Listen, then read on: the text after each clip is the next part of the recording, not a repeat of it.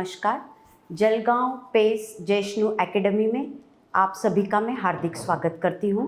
कल ही JEE advance का result लगा और हमेशा की तरह जलगांव पेस जैष्णु एकेडमी ने शानदार सफलता हासिल की है। जलगांव पेस एकेडमी जलगांव में जब से आई है तो मैं ये कहना चाहूँगी कि उन्होंने जैसे IITians की तो फैक्ट्री लगा दी है और इस तरीके से इस छोटे से सिटी में इतनी अच्छी तरीके से कोचिंग देने वाला नंबर 1 का इंस्टीट्यूट या एकेडमी बन गई है। और इस जीत में उनके कल 7 बच्चों को सफलता हासिल हुई है। उसी में से एक जो उनका डिस्ट्रिक्ट में फर्स्ट आया है, जिसकी बहुत अच्छी रैंक आई है, ऐसे उनके स्टूडेंट प्रेषित वारके ये है। और उन्हीं से आज हम अपना इंटरव्यू करेंगे, उनसे हम जानेंगे कि किस तरीके से उन्होंने इस सफलता को हासिल किया है। आइए मिलते हैं प्रेषित से। हाय प्रेषित, आपका जैष्णु एकेडमी में बहुत बहुत स्वागत करती हूँ। आपको बहुत बहुत शुभकामनाएं देती हूँ। प्रेषित, जैसे आपने इतनी अच्छी सफलता हासिल की है तो मैं जानना चाहूँगी आपका AIR नंबर और आपके बारे में एक छोटा इंट्रोडक्शन। मेरा नाम प्रेषित वारके है। मैं पिछले 2 साल से जैष्णु जलगांव पेस में JEE की तैयारी कर रहा था। मेरा AIR 217 आया है और मेंस में मेरी परसेंटाइल 99.63 परसेंटाइल थी एंड होपफुली अभी कोई अच्छी IIT में सिलेक्शन हो ही जाएगा। प्रेषित, आपने इतनी बड़ी सफलता हासिल की है, ये कोई 2-3 दिन का तो काम है नहीं। आपने जो मेहनत की है तो हम जानना चाहेंगे कि आपका जलगांव पेस जैष्णु का शेड्यूल, आपका रूटीन शेड्यूल कैसा था? लगभग 2 साल के लिए शेड्यूल चेंज नहीं हुआ था। सुबह 7 बजे क्लासेस होती थी एंड कभी कभी 11 बजे तक, कभी कभी 2 बजे तक क्लासेस चलती थी। क्लासेस के बाद 1 घंटे का लंच ब्रेक के बाद यहीं पे लाइब्रेरी है, वहाँ पे पढ़ने बैठते थे। कभी 8 तो कभी 9 बजे तक पढ़ते थे और फिर घर जाके सो जाते थे। अच्छा, मतलब आप ऐसा कह सकते हैं कि 17-18 घंटे आप इसको देते थे या कम? सुबह 7 से रात के 9 तक आप देते थे। बहुत बढ़िया। एक अहम सवाल, आज के जनरेशन में जैसे मोबाइल बहुत ज़रूरी है और ऐसे बोला जाता है कि मोबाइल से हम डिस्ट्रैक्ट भी होते हैं, तो मैं जानना चाहूँगी कि आप कौन सा मोबाइल यूज़ करते हैं? मैंने तो 2 साल के लिए बटन वाला फ़ोन ही यूज़ किया। अच्छा, ताकि आप ताकि कम से कम डिस्ट्रैक्टेड हो, क्योंकि एंड गोल तो फिक्स है, तो क्यों चांस लेना कुछ भी। बहुत बढ़िया। प्रेषित, हम ये जानना चाहेंगे कि आपका जो शेड्यूल था इतना व्यस्त था, आप बहुत बिजी होते थे या आपका टारगेट था, आपके उद्देश्य थे लाइफ के, तो क्या आप अपने फैमिली फंक्शन को वक्त दे पाए या आपको मिस करने पड़े फैमिली फंक्शंस? बहुत बार हुआ है कि फैमिली फंक्शंस मिस करने पड़े हैं। मतलब 1-2 बार नहीं, बहुत बार हुआ है, पर 2 ही साल की तो बात है। अच्छा, तो इसलिए करना आपको हाँ, छोड़ना ज़्यादा अच्छा। प्रेषित, आप ये बताएं कि जलगांव पेस एकेडमी में आपको क्या चीज़ अच्छी लगी? जलगांव पेस एकेडमी के बारे में एक चीज़ मैं बोल सकता हूँ कि काफ़ी अच्छी है कि यहाँ की जो फैकल्टी है वो आप पे पर्सनल ध्यान बहुत अच्छा देती है। दूसरी बात है, यहाँ पे जो मेंटरशिप वानी मैम देती है वो काफ़ी पर्सनलाइज्ड है। मतलब आपको हर एक वीकनेस के बारे में वो बताएंगे कि आप कैसा बेटर कर सकते हैं हर एक चीज़ को, और यही चीज़ पेस एकेडमी की काफ़ी अच्छी है दूसरे कोचिंग्स के कंपैरिजन में। प्रेषित, हम ये जानना चाहेंगे कि क्या आपके साथ में ऐसा कुछ वाकया हुआ है कि जिसकी वजह से आपको लगा कि नहीं, मुझे अभी और ज़ोर शोर से लगना चाहिए, आप मोटिवेट हुए और फिर आपने अपनी प्रिपरेशन और बहुत बेहतर करने की तरफ अपना रुख बढ़ाया? ऐसा कोई आइसोलेटेड इंसिडेंट तो नहीं था कि अचानक से मोटिवेशन होगा, पर वो 2 साल की जो जर्नी है, मतलब हर दिन हम अपना काम करते हैं और शाम को जाने से पहले मैम से बात करते हैं और सारे जो किया वो बताते हैं। जो वो लास्ट शाम का जो टाइम था कि हम बता रहे क्या क्या किया, उसमें ऐसा रियलाइज़ होता है कि आज इतना ही हुआ, या फिर किसी दिन कुछ कम काम हो गया होगा तो लगता है कि ऐसा कैसे हुआ, थोड़ा होना चाहिए था।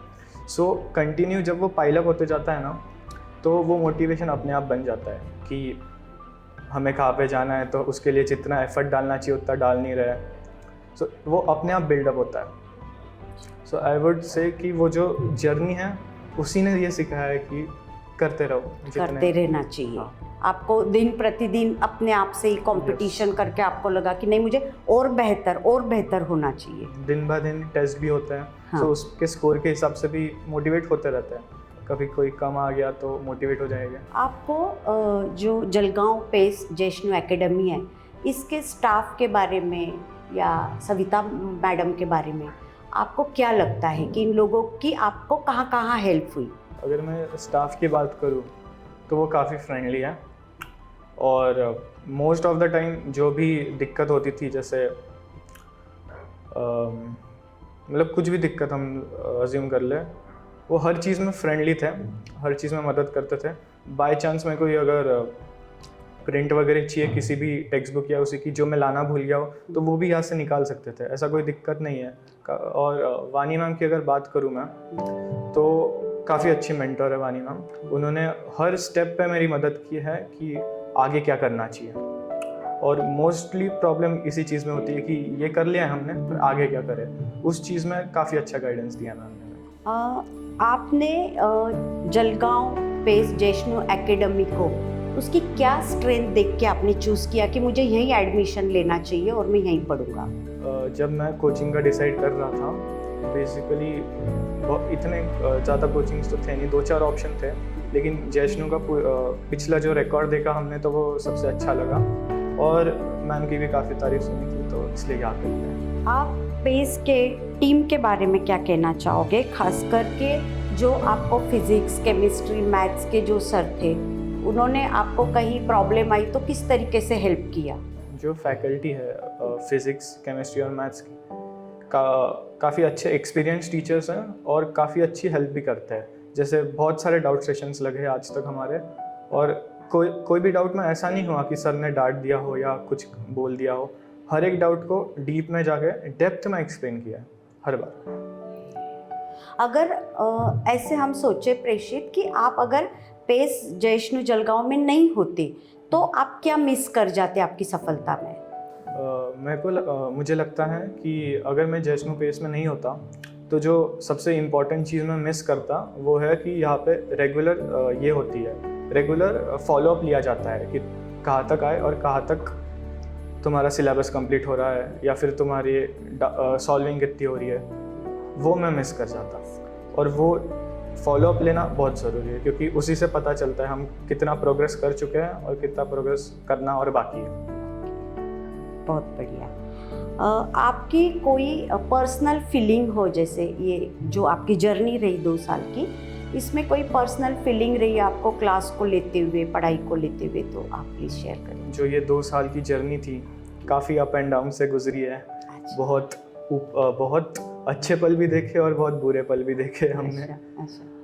जब हम 11th में आए थे तो काफ़ी नया नया लग रहा था, जाहिर सी बात है, और लगभग 1-2 महीने की बात होगी, तब हमारे पेस में ही जो 11th के सारे बच्चे हैं उनके बीच में ही एक टूर्नामेंट टाइप हुआ था। मतलब क्रिकेट का टूर्नामेंट था, ज़्यादा बड़ा भी नहीं, पर वो टूर्नामेंट ने एक चीज़ मतलब काफ़ी अच्छा एक अपॉर्चुनिटी थी हमारे लिए कि हम जो है ना वो क्या बोलते हैं, personal feelings type and bounding बहुत अच्छी हो गई सबके साथ, सब उसमें पार्टिसिपेट करते तो काफ़ी अच्छी हो जाती है। हाँ। क्लासमेट्स के साथ भी, फैकल्टी के साथ भी बड़ी अच्छी बाउंडिंग हो जाती है, तो वो काफ़ी अच्छा एक्सपीरियंस था मेरे लिए। तो आप उन लोगों को सबको बहुत याद करोगे, मतलब यहाँ से जाने के बाद आप बहुत मिस करोगे सबको। प्रेषित, आप अपने जूनियर्स को क्या मैसेज देना चाहोगे? जैसे वो लोग भी मेहनत कर रहे हैं, लेकिन मेहनत करते हुए अगर उन्हें पहले ही पता चल जाए कि हम और क्या करें जिससे हमारा रिजल्ट और बेहतर आए, तो ऐसे क्या टिप्स आप उनको देना चाहोगे? मेरे ख्याल से जो नंबर 1 टिप है वो है कंसिस्टेंसी। ये 2 साल आपको कंसिस्टेंट रहना है और हर दिन के जो टास्क है वो डिवाइड कर लेना है और हर एक टास्क को जितना हो सके उतना कंप्लीट करना है, क्योंकि being consistent is the only way you can guarantee success. JEE ने तो यही सिखाया मुझे। बहुत बढ़िया, बहुत बढ़िया। प्रेषित, हम आपके फ्यूचर प्लानिंग के बारे में जानना चाहेंगे कि आपको इतनी अच्छी सफलता मिली है तो इसके बाद आप क्या करना चाहोगे, समाज के लिए आप क्या करना चाहोगे, अपने खुद के पर्सनल लाइफ के लिए आप क्या करना चाहोगे? वेल मोस्टली काफ़ी फ्यूचर के बारे में तो इतना सोचा नहीं है, पर जितना भी मैं सोचा उतना शेयर करता हूँ। मैं जो भी कॉलेज में जाऊँगा मोस्टली तो मेरा ये प्लान रहेगा कि कुछ ना कुछ थोड़ा सा टाइम तो भी सोसाइटी के लिए डिवोट करूँ, जितना ही टाइम हो, थोड़ा ही टाइम भी चलेगा। एंड जब 4 साल हो जाए तो मेरा प्लान है मैं जहाँ पे भी लगूँ जॉब या फिर कोई दूसरी एग्ज़ाम की तैयारी कुछ भी करूँ, लेकिन हफ्ते में कम से कम एक दिन तो भी सोसाइटी के लिए कोई ना कोई वर्क तो करूँगा। सोशल वर्क, यस, बिल्कुल। वो तब जो भी ज़रूरत होगी उसके लिए। और आपके फ्यूचर प्लानिंग में आप कहाँ देखते हो अपने आप को, कि आप क्या करना चाहोगे? जैसे रिसर्च में जाना चाहोगे या फिर एकेडमिक आपका और कोई प्लान हो? वेल मोस्टली मेरा प्लान है कि मतलब मेरी मोस्टली 2 ये है चॉइसेस हैं। एक तो मैं एडमिनिस्ट्रेटिव इसमें जाऊँगा, या तो फिर मैं रिसर्च रिसर्च टाइप आप बोल सकते हो, रिसर्च में टाइप में जाऊँगा, इसरो वगैरह। वो भी काफ़ी प्रेरित करता है मेरे को। एडमिनिस्ट्रेटिव में सही में जाना चाहिए। आजकल जो यंग जनरेशन है थोड़ा उसके तरफ देखने का नज़रिया काफ़ी चेंज हो गया है। मुझे लगता है आपका ये मैसेज काफ़ी लोगों को मोटिवेट करेगा। और आपको फिर से एक बार बहुत बहुत बधाई प्रेषित। अगर आप और कुछ कहना चाहते हो बिल्कुल कहिए। मैं कह रहा था कि डेफिनेटली ये सही बात बोली आपने। डेफिनेटली एडमिनिस्ट्रेटिव में देखना चाहिए आज की जनरेशन को, और काइंड ऑफ लाइक वो भी सोशल वर्क ही हो जाएगा। देश की सेवा कर रहे हैं तो वही बोल रहा हूँ। बहुत बढ़िया। आपको बहुत बहुत शुभकामनाएं। थैंक यू, धन्यवाद।